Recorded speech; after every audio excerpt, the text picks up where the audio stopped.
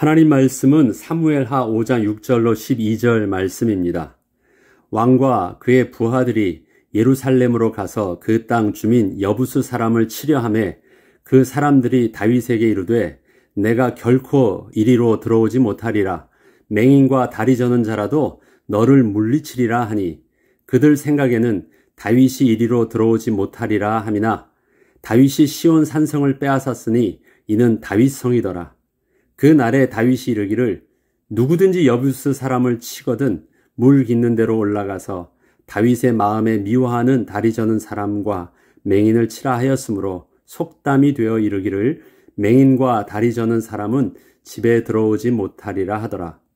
다윗이 그 산성에 살면서 다윗성이라 이름하고 다윗이 밀로에서부터 안으로 성을 둘러싸으니라. 만군의 하나님 여호와께서 함께 계시니 다윗이 점점 강성하여 가니라. 두로왕 히람이 다윗에게 사절들과 백향목과 목수와 석수를 보내매 그들이 다윗을 위하여 집을 지으니 다윗이 여호와께서 자기를 세우사 이스라엘 왕으로 삼으신 것과 그의 백성 이스라엘을 위하여 그 나라를 높이신 것을 알았더라. 아멘. 다윗이 아들 솔로몬에게 남긴 신앙의 당부는 여러 신앙의 교훈들이 있지만 그 중에서 한 가지를 택하라 한다면 저는 역대상 28장 9절의 내용을 택하고 싶습니다. 역대상 28장 9절의 내용은 내 아들 솔로몬아 너는 내 아버지 하나님을 알고 온전한 마음과 기쁜 뜻으로 섬길지어다. 여호와께서는 모든 마음을 감찰하사 모든 의도를 아시나니 내가 만일 그를 찾으면 만날 것이요 만일 내가 그를 버리면 그가 너를 영원히 버리시리라. 다윗은 솔로몬에게 단순히 하나님을 알라고 하지 않고 내 아버지의 하나님을 알라고 당부를 합니다. 아버지 다윗에게 있어서 하나님은 어떤 분이셨는지를 알라고 하는 것이고 그 하나님께서 어떻게 아버지 다윗과 함께 하시면서 인도하셨는지를 알라고 하는 것입니다.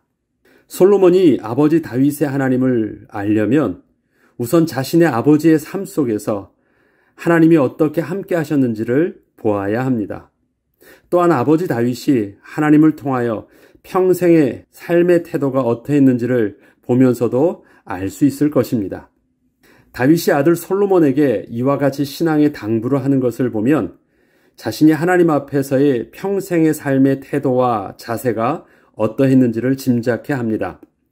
그는 아들 솔로몬에게 온전한 마음과 기쁜 뜻으로 섬길 것을 당부합니다. 이것은 경건의 형식과 행위보다 그 중심의 마음과 생각을 통하여 드러나는 그 신앙의 태도가 더 중요함을 강조한 것입니다. 또한 이렇게 하나님을 경외해야 함은 하나님께서는 모든 마음을 감찰하사 모든 의도를 아시기 때문에 우리의 거짓된 믿음을 숨길 수 없기 때문이라고 또한 교훈을 합니다. 다윗은 또한 내가 만일 그를 찾으면 만날 것이요 만일 내가 그를 버리면 그가 너를 영원히 버리시리라고 하면서 하나님 앞에서 숨길 수 없는 하나님을 향한 집중된 마음이 일평생 하나님의 은혜로 함께 할 수 있는 영적 비밀임을 다윗은 아들 솔로몬에게 말해 주었습니다. 이것은 다윗이 평생의 삶을 그렇게 살기를 힘썼다는 것을 말합니다. 오늘 본문에 다윗이 알았다는 것으로 시작을 하는 내용이 훗날 다윗이 40년의 왕의 통치 기간을 마무리하면서 모든 백성들과 하나님 앞에서 고백하는 그의 감사 기도 속에서 고백하고 있는 것을 보면 다윗이 평생에 왕으로서의 삶의 태도와 그 방향성이 어떠했는지를 분명히 알 수 있습니다.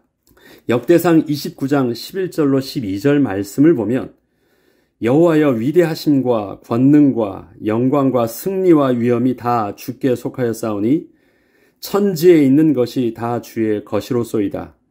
여호와여 주권도 주께 속하였사오니 주는 높으사 만물의 머리심이니이다. 부와 귀가 주께로 말미암고 또 주는 만물의 주제가 되사 손에 권세와 능력이 있사오니 모든 사람을 크게 하심과 강하게 하심이 주의 손에 있나이다. 이것이 바로 다윗이 마지막 그 말년에 자기의 모든 왕권을 아들 솔로몬에게 물려주면서 하나님께 또 모든 백성들 앞에서 기도하고 찬양하며 고백했던 마지막 말이었습니다. 오늘 본문에 맹인과 다리 저는 자라도 너를 물리치리라는 여부스 사람들의 조롱 섞인 말이 있습니다. 사무엘하 5장 6절로 7절을 보면 왕과 그의 부하들이 예루살렘으로 가서 그 땅 주민 여부스 사람을 치려하며 그 사람들이 다윗에게 이르되 내가 결코 이리로 들어오지 못하리라. 맹인과 다리 저는 자라도 너를 물리치리라 하니 그들 생각에는 다윗이 이리로 들어오지 못하리라 함이나 다윗이 시온 산성을 빼앗았으니 이는 다윗성이더라. 다윗성이라 일컫게 된 예루살렘 성은 본래 여부스 사람들이 살던 난공불락의 요새였습니다. 지형적 특성으로 인해서 외부의 공격에 효과적으로 방어할 수 있었고 외부에서 공급되는 숨겨진 수로가 있어서 오랫동안 충분히 또 버틸 수 있었습니다. 어느 누구의 공격에도 그렇게 버틸 수 있었던 여부스 사람의 성은 결국 다윗이 물깃는 수로를 찾아 그 길로 들어가서 성을 공략함으로 다윗에 의해서 점령을 당하게 됩니다.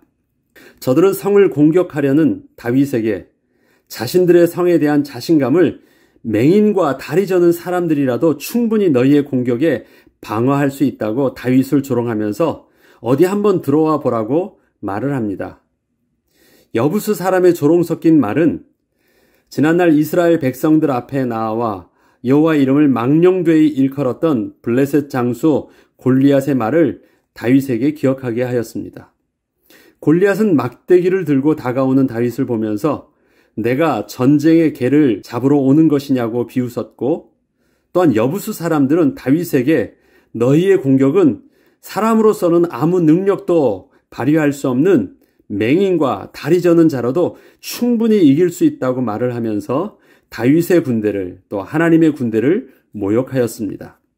사무엘하 5장 8절에 저들의 모욕에 대해서 그 날에 다시 말해서 모욕했던 그 날에 다윗이 이르기를 누구든지 여부스 사람을 치거든 물 깃는 대로 올라가서 이것이 바로 숨겨져 있는 그 수로를 말합니다.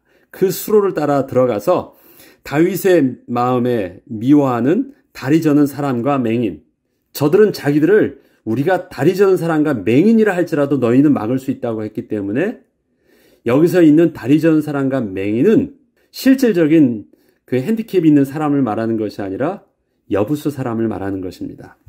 속담이 되어 이르기를 맹인과 다리 저는 사람은 집에 들어오지 못하리라 하니라.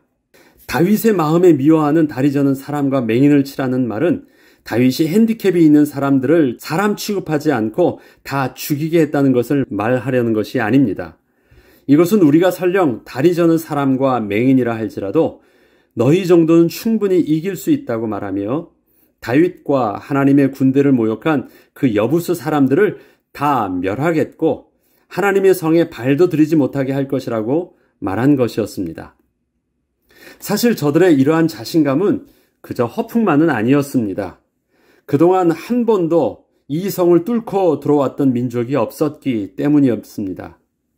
그런데 다윗이 하나님의 도우심으로 숨겨진 물길을 찾아 그 성을 점령할 수 있게 되었고 다윗은 이스라엘과 유다의 중간 지역에 위치한 이 예루살렘 성을 통하여 온 이스라엘을 하나로 통합할 수 있게 되었습니다. 사울 왕을 중심으로 하는 베냐민 지파 이스라엘은 예루살렘 성 그 북쪽에 있습니다. 그리고 유다는 그 예루살렘 남쪽에 헤브론 지역에 있습니다. 그 중간 지역에 바로 이 예루살렘 성이 있던 것입니다. 여호와께서 함께 계시니 다윗이 점점 강성하였다고 성경은 기록합니다. 사무엘하 5장 9절로 10절을 보면 다윗이 그 산성에 살면서 다윗성이라 이름하고 다윗이 밀로에서부터 안으로 성을 둘러싸으니라. 만군의 하나님 여호와께서 함께 계시니 다윗이 점점 강성하여 가니라. 난공불락이었던 예루살렘 성을 함락하고 나면서부터 다윗은 통합된 이스라엘의 왕으로서 온전히 설 수 있었는데 이러한 다윗의 힘은 다윗으로부터 나온 것이 아니었고 하나님께서 다윗을 통하여 강성케 하여 주시는 그 은혜를 얻게 되므로 가능한 일이었습니다. 지난날 사울 왕은 왕으로서 자신의 힘을 키우기 위해서 가는 곳마다 기념비를 세우므로 자신이 이스라엘을 위해서 한 일을 백성들이 알 수 있도록 하였고, 자신의 힘을 더 강하게 하기 위해서 자신에게 도움이 될 만한 힘이 센 장수나 용맹한 자가 있으면 자기의 부하로 불러들였는데, 다윗의 힘은 그렇게 해서 강성해진 것이 아니었고 하나님이 함께하여 주심이 그 비밀이었기에 저들은 다윗과 함께 하시는 그 하나님을 볼 수 있음으로 해서 자연스럽게 다윗을 알게 되었고 점점 더 다윗 주위에 많이 모여들게 되었습니다.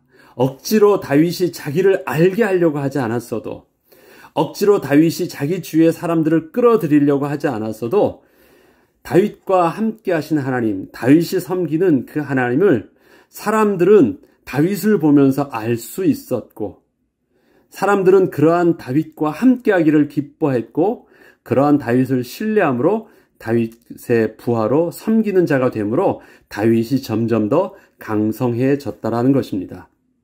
이렇게 해서 사람들이 모여지고 이렇게 해서 점점 더 되어지는 그 강성함을 얻게 되었던 다윗은 그렇게 되어진 자신에게 주었던 그 은혜를 정확하게 하나님이 주신 은혜라는 것을 알았다라고 성경은 특별하게 기록하고 있습니다. 다윗이 여호와께서 이스라엘을 높이신 것을 알았더라. 사무엘하 5장 11절로 12절 말씀에는 두로왕 히람이 다윗에게 사절들과 백향목과 목수와 석수를 보내매 그들이 다윗을 위하여 집을 지으니 다윗이 여호와께서 자기를 세우사 이스라엘 왕으로 삼으신 것과 그의 백성 이스라엘을 위하여 그 나라를 높이신 것을 알았더라. 여기서 두로왕 히람이 다윗에게 보냈던 그 당시 가장 좋았던 백향목 나무, 그 다음에 목수와 석수들, 기술자들을 보낸 것은 다윗 왕에게 조공을 한 것이 아니었습니다. 식민지가 되어서 조공을 바친 것이 아니었습니다. 다윗을 존경함으로, 다윗을 귀하게 여겨서 스스로 그렇게 선물을 보낸 것이었고 스스로 교제를 한 것이었습니다. 그런데 다윗이 가만히 보니까 두로왕 히람이 왜 나에게 이런 의를 베풀까? 이렇게 선의를 베풀까라고 했을 때 그것은 자기 때문이 아니라 자기와 함께 하신 그 하나님을 저들이 귀히 여기고 자기를 존귀히 여긴다라는 것을 알았습니다. 힘에 의해서 두려워서 자기를 그렇게 섬기고 있는 것이 아니라 존귀하게 여기겠다는 것을 알았어요. 아, 그렇구나. 하나님께서 나를 이렇게 모든 백성들에게 존귀케 여기게 하신 것이었구나 라는 것을 두로왕 히람이 자기에게 베푸는 그 선의를 통해서 다윗이 깨닫게 되었다라는 것입니다. 만약에 다윗이 힘에 의하여 누르고 있었다면 그것은 정복은 할 수 있으나 존귀함과 높임을 받을 수는 없었을 것인데 다윗은 당시의 왕들과는 다르게 주변 나라들로부터 존귀하게 높임을 받게 되는 것을 보면서 다윗은 스스로 높아지려 하지 않았고 이것이 자신의 힘이 아닌 하나님께서 자신과 이스라엘을 높이시는 것을 깨닫게 되었습니다. 다윗의 이러한 하나님의 주권에 대한 분명한 인식은 40년간의 다윗의 통치에 가장 중요한 근본을 이루었으며 다윗이 어떠한 실수에도 다시 돌이키며 끝까지 하나님의 은혜 아래 머물 수 있게 하였던 영적 비밀이 되었습니다. 이처럼 다윗은 하나님이 자신을 위해서 하신 일을 정확하게 알고 있었기에 의도적으로 마치 자기 자신이 한 것처럼 스스로 자신을 드러내려는 일을 결코 하지 않았습니다. 또한 자기 자신이 노력함으로 얻은 왕의 권세와 존귀함이 아니었기에 사울처럼 자신의 왕권을 유지하고 또한 뺏기지 않으려고 주위의 사람을 의심하며 또 필요하다면 죽이거나 하는 일을 결코 하지 않았습니다. 다윗은 또한 자기가 이루어 놓은 업적을 하나님께 그 영광으로 돌린 것이 아니고 그저 하나님이 자신에게 베푸신 일을 은혜로 누린 것밖에 없었기에 자신이 하나님께 드리는 감사의 표현을 겸손함으로 나타내지 않고 정직함으로 고백을 하였습니다. 우리 이런 것 있잖아요. 내가 열심히 했는데 이 영광을 하나님께 돌립니다. 자기가 상을 받고 이 영광을 하나님께 돌립니다. 이것을 많은 사람들이 볼 때는 야, 참 저 사람 겸손하다라고 표현할 수 있을 거예요. 그러나 다윗은 자기가 열심으로 수고하고 노력한 일들에 대해서 영광을 하나님께 돌린 것이 아닙니다. 다윗의 표현함은 겸손함으로 사람들에게 표현되어지지 않고 정직함으로 표현되어지기를 원했습니다. 왜냐? 진짜 자기가 열심으로 수고하고 노력해서 얻은 것이 아니라 아무리 생각해봐도 자기는 무능력했는데 하나님이 그렇게 해주셨다는 것을 너무 잘 알았기 때문에 어떻게 해서든지 사람들이 자기를 통해서 겸손한 다윗으로 알지 않기를 원했고 정직한 다윗으로 알기를 원했어요. 이 정직함은 사람들 앞에서 그렇게 정직하게 통치했다는 것을 말하는 것이 아닙니다. 하나님 앞에서 하나님이 하신 일들을 정직하게 말할 수 있었다고 하는 하나님 앞에서의 정직함을 말하는 것입니다.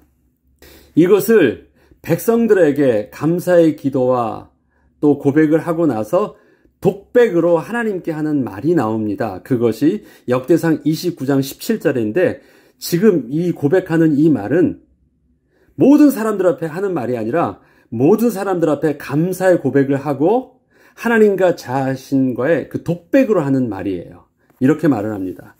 나의 하나님이여, 주께서 마음을 감찰하시고 정직을 기뻐하시는 줄을 내가 아나이다. 내가 정직한 마음으로 이 모든 것을 즐거이 드렸사오며, 이 모든 것을 즐거이 드린 것을 백성들이 볼 때는 신앙의 거룩한 행위처럼 보였지만 나는 하나님 앞에 그렇게 드리지 않았습니다. 이제 내가 또 여기 있는 주의 백성이 주께 자원하여 드리는 것을 보니 심히 기쁘소이다. 나의 진정한 기쁨은 가만히 내 백성들이 하는 일들을 보니까 내가 하나님을 기뻐하듯이 저들도 그렇게 하는 것을 내가 가만히 봅니다. 내가 저들을 칭찬하고 뭐라고 하지 않지만 나는 정말 내 왕권을 이제 내 아들에게 물려주면서 하나님 앞에서 왕으로서 백성들을 다스렸는데 내가 다스리면서 저들에게 온전한 하나님의 비밀들을 잘 가르쳤다라는 것을 저들의 행하는 것을 내가 볼 수 있으니까 그것이 나의 참 마음이 기쁩니다. 이것을 잔잔히 하나님께 그렇게 고백하고 있는 것입니다. 백성들 앞에서 하고 있는 말이 아닙니다. 이러한 것이 일평생 다윗이 40년간의 행한 일이었습니다. 오늘을 사는 우리의 모습 속에서 하나님께서 우리의 삶 속에서 세밀하게 행하시는 그 일들을 사실적으로 인식하고 정직하게 고백함으로 우리의 삶의 중심이 하나님 앞에서 여전히 온전히 서며 하나님이 주시는 축복 속에서 오늘도 나 자신을 잃지 않고 평생을 주님과 동행함으로 우리의 자녀들에게 다윗처럼 너는 내 부모의 하나님을 알고 믿으라 고백을 할 수 있는 신앙의 유산을 남기는 저와 여러분이 되길 주의 이름으로 축복합니다. 앞서 말씀드렸던 너는 내 하나님 아버지의 하나님을 알라고 하는 그 말이 바로 역대상 마지막 장에 솔로몬에게 했던 말입니다. 백성들에게도 감사의 기도를 했지만 솔로몬에게도 그러한 고백을 하였듯이 우리 인생을 다 마쳤을 때 우리의 자녀들에게 너는 내 부모의 하나님을 곰곰이 살펴보았으니까 그 하나님을 알고 너도 그렇게 하나님을 섬겼으면 좋겠어. 그것이 우리의 신앙의 유산이요 또 마지막 유언이 되는 축복을 우리가 누리기를 바랍니다. 기도하겠습니다. 거룩하신 하나님 아버지, 하나님을 안다는 것, 그것은 우리가 하나님 앞에서 우리의 정직함을 회복하는 것입니다. 하나님의 은혜가 우리의 수고와 상관없이 일방적으로 베푸셨던 하나님의 선물이었음을 정직하게 고백할 수 있는 그것 때문에 우리는 우리의 삶을 두려워하지 아니하고 우리의 삶을 교만되이 사람들 앞에 자랑하려 하지 아니하고 우리에게 주셨던 축복을 내 것이냥 지키고 빼앗기지 않으려 하며 또 그것을 소중하게 여기며 인생을 낭비하는 자 되지 않고 하나님의 주신 은혜 가운데 주신 이도 하나님이시기 때문에 주실 때 감사할 줄 알고 취한 이시도 하나님이시기 때문에 그것 때문에 낙심하지 않으며 오늘을 하나님이 주시는 일용할 은혜 가운데 여전히 우리를 잃지 않고 중심을 바로 서며 오늘도 살게 하여 주시옵소서. 그렇게 일평생 하나님 앞에 인도함을 받다가 우리의 자녀들에게 신앙의 유산을 물려줄 때는 너는 내 부모님의 하나님을 너도 붙잡았으면 참 좋겠다고 고백할 수 있는 마지막 신앙의 유언을 남길 수 있는 우리의 인생이 되도록 오늘도 그러한 삶을 살게 하여 주옵소서. 감사드리며 우리 주 예수 그리스도 이름으로 기도합니다. 아멘.